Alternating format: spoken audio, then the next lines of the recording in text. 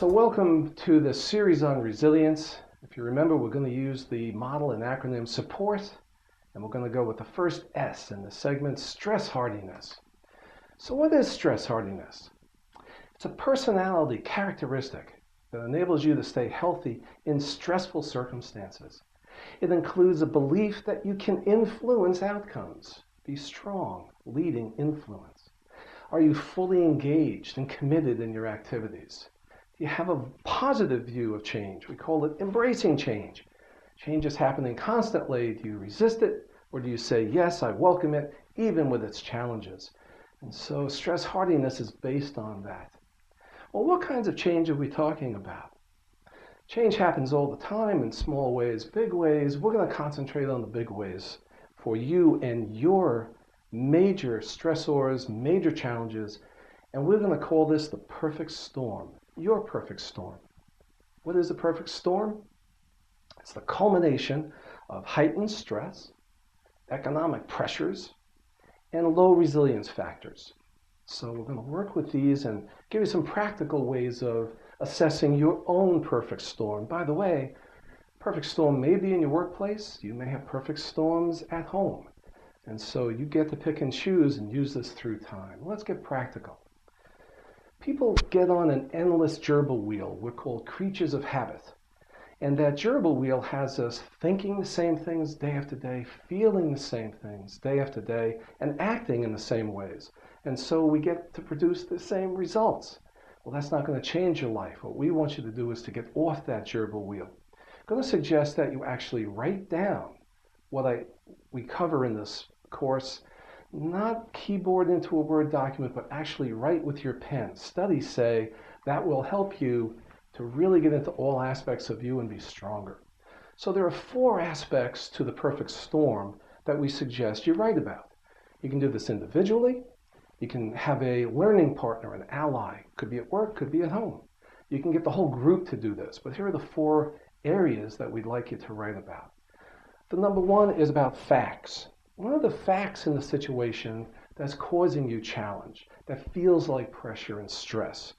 Fact could be you've been asked to sell more, 15% more, or you're told you need to downsize and maybe let somebody go. These are just data facts. They're what's so. Get that out. The second place that we'd like you to write out and really unpack in detail, what are your feelings about all of this? There's always an emotional component.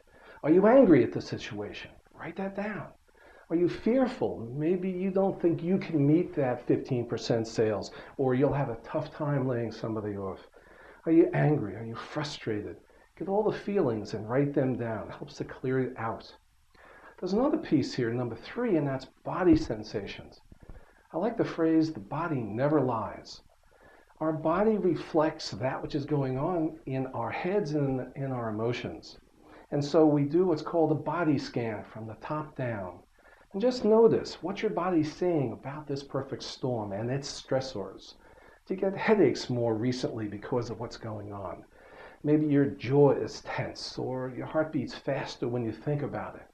Maybe your back's aching. Lots of things show up in the body, and it's a great messenger to say, something's going on and I need to do something about it. Write all of those body sensations down.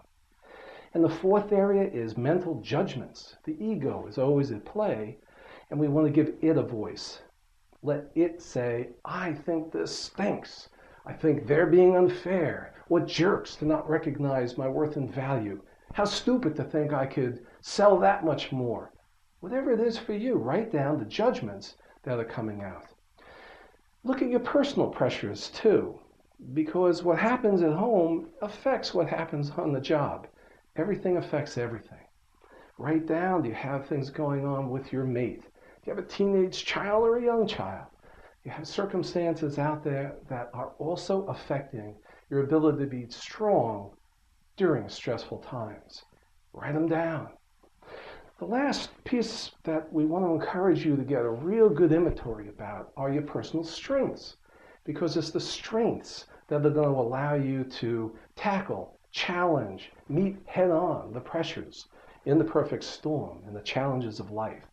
What are the skills you have? You own them, hard skills and soft skills. So you got into your job with a lot of hard skills. Write them down. Endless, endless. Keep writing until you have no more. And then think about your softer skills. Could be great with relationships, great communication. What are those factors that help you to manage in the circumstances and with the people around you? And lastly, your character traits. Who are you on the inside that's fueling your hard skills, your soft skills, how you are at work and elsewhere? Write down, perhaps you're very patient in life. Maybe you have a great caring.